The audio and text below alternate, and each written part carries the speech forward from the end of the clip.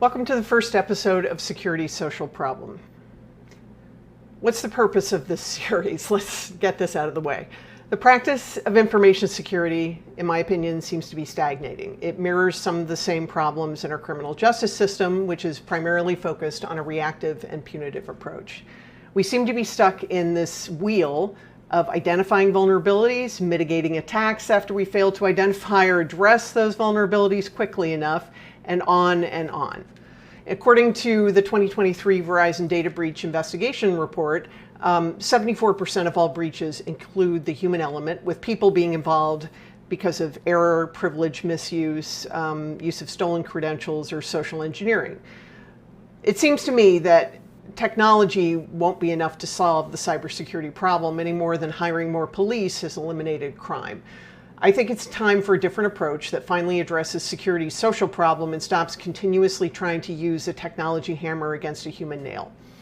Here's the thing about cyber attacks. It's the only type of crime where it seems appropriate to blame the victim, it's the people in your organization. We behave as if the applications and systems are the victims. We treat the members of the organization like the perpetrators. We try to bully and shame them into compliance with sometimes what seems to them like esoteric policies and standards. We often fail to appreciate their concerns and their roles in the organization.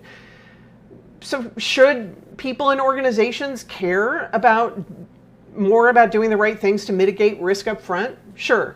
But it's often hard to justify that when they're trying to focus on the work that they need to do to make the organization profitable. Ultimately, no one cares about fire extinguishers until there's a fire.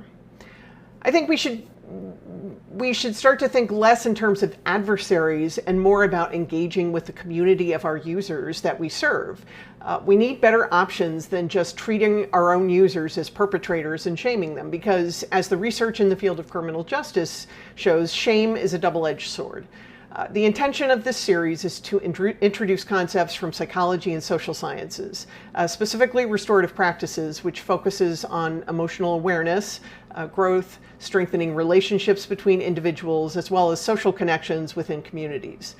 I'll discuss how we can apply a restorative practices framework to the domain of information security to improve outcomes. Over the coming weeks, I'll be talking about the theoretical foundation and different elements of a restorative approach and how it can be used to build the social capital we need to create the collaborative environment necessary for improving organizational risk programs. Just to clarify what this series is not, it's not a discussion of security awareness training. While it's super important and while it matters, that's out of scope here. We're going to focus on human relationships and sociology. It's also not a forum to mock or disrespect anyone in the technology profession or, by extension, our users. We have enough violence and violation from attackers in security. I don't think we need to make that worse by doing it to each other within our organizations. Thank you, and I hope you look forward to the next episode of Security Social Problems.